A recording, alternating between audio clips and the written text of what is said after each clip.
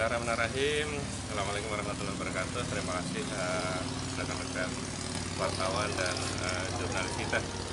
Yang pertama, saya hari ini diterima oleh komisioner kita di Bawaslu ya sebagai tim kuasa hukum dari Paman Birin, dan sekaligus saya jadi juru bicaranya ya, menyampaikan salam Paman Birin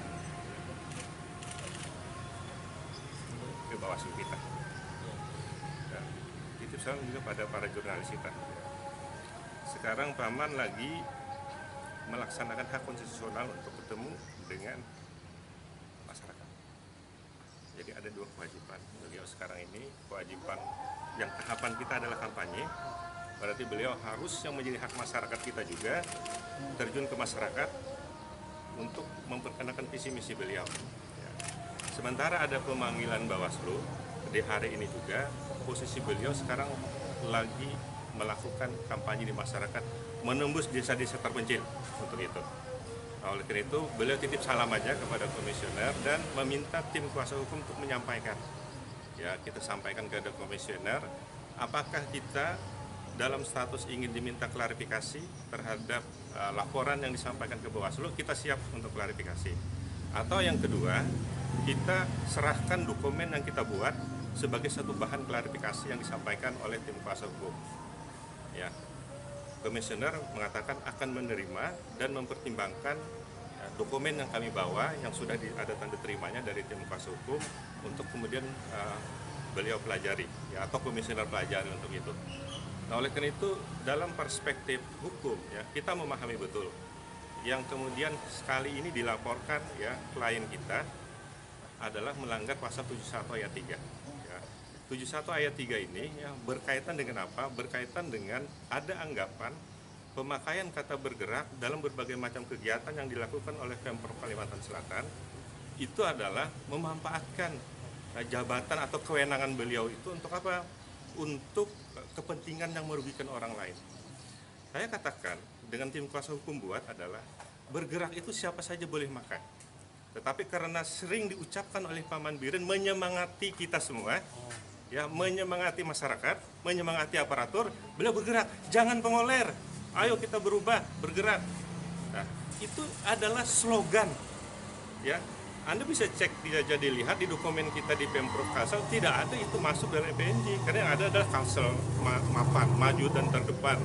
Di tim assessment juga begitu, ya, Kalsel maju. Jadi bergerak itu lebih kepada memotivasi kita semua, ya, dalam kerangka apa? Ya, agar kita berubah masyarakat kita. Oleh itu sekarang yang dipersoalkan, kalau umpamanya saja kepala dinas memakai kata bergerak juga dalam kegiatan, tanya kepala dinasnya disuruh oleh siapa? Paman Birin tidak pernah menyuruh kepala dinas untuk memakai kata bergerak itu, tapi sering beliau lakukan pada saat sambutan dan pidato. Mungkin kawan-kawan jurnalis juga tahu itu. Setiap kali kita, ayo bergerak, jangan pengoler ya, untuk merubah Banua kita. Dan itu kita sampaikan ke komisioner di pagi hari ini sampai siang ini. Dan diskusi yang konstruktif telah terjadi dengan komisioner yang untuk kemudian kita katakanlah menyampaikan apa yang menjadi alasan kita hari ini datang ke sini.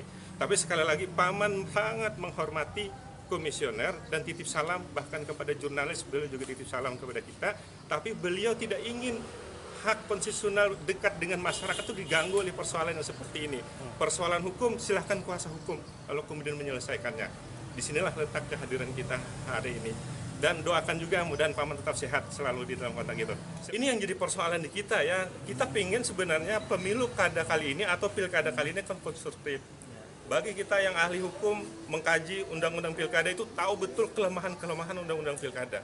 Tapi persoalannya kelemahan itu apa kita mau gunakan atau tidak. Ya, karena kita ingin membawa Banua kita ini tidak dalam perspektif konflik, perspektif kita kebersamaan dalam tradisi masyarakat kita.